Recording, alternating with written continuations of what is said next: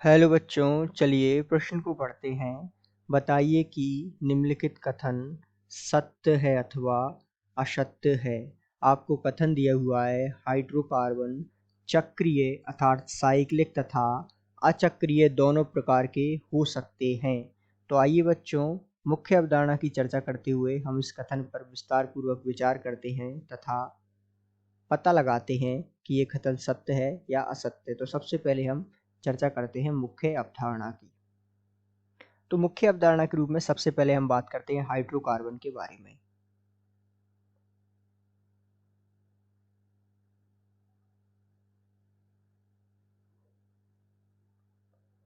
तो सबसे पहले इस कथन को या इस कथन की सत्यता या असत्यता के प्रमाण से पहले हम हाइड्रोकार्बन को समझते हैं। सबसे पहले एक उदाहरण यहाँ हम लेते हैं, जैसे कि हम ले लेते हैं उदाहरण के रूप में प्रोपेन।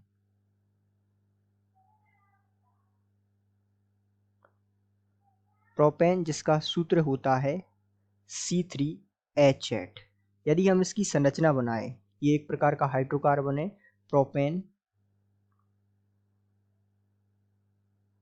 इसका सूत्र हमने देखा C3H8 होता है। यदि हम इसकी संरचना बनाएं तो ध्यान दीजिएगा, 3 कार्बन है तो 1 2 और 3 कार्बन होने इनसे हम हाइड्रोजन जोड़ देते हैं। तो इस प्रकार हम हाइड्रोजन जोड़ देंगे, यहाँ H, यहाँ सिग्मा बंद H और 3 हाइड्रोजन बचे जो इस कार्बन के साथ हम जोड़ देते हैं।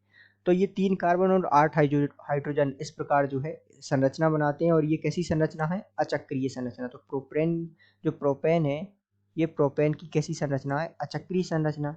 इसी प्रकार यदि हम बात करें प्रोपेन की चक्रीय संरचना की, तो ध्यान दीजिएगा, तो कार्बन कार्बन और कार्बन ये इस प्रकार जुड़े रहेंगे और हाइड्रोजन इनसे जुड़े रहेंगे, अर्थात 2 हाइड्रोजन इससे जुड़े रहेंगे। इस प्रकार इस कार्बन से 2 हाइड्रोजन जो है इस कार्बन से जुड़े रहेंगे और 2 हाइड्रोजन इस कार्बन से जुड़े रहेंगे।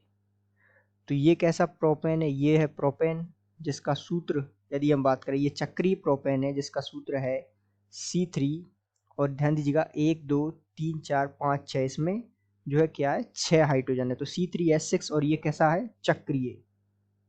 तो यहाँ हमने देखा कि प्रोपेन जो है अर्थात हाइड्रोकार्बन के रूप में हमने उदाहरण लिया प्रोपेन का, जो कि हमने चक्रीय रूप में भी जिसकी संरचना पाई है और अचक्रीय रूप में भी जिसकी संरचना पाई है। अर्थात ये जो संरचना है प्रोपेन की अचक्रीय है और ये जो संरचना है प्रोपेन की वो चक्रीय है। तो इस प्रकार हम कह सकते हैं कि जो हाइड्रोकार्बन है वो चक्रीय अर्थात साइक्लिक तथा अचक्रीय दोनों प्रकार के हो सकते हैं। अर्थात ये जो कथन है वो पूर्ण रूप से सत्य है और इसकी सत्यता का प्रमाण या व्याख्या हमने विस्तार पूर्वक समझी। तो आशा करते हैं आपको समझ आया होगा। धन्यवाद।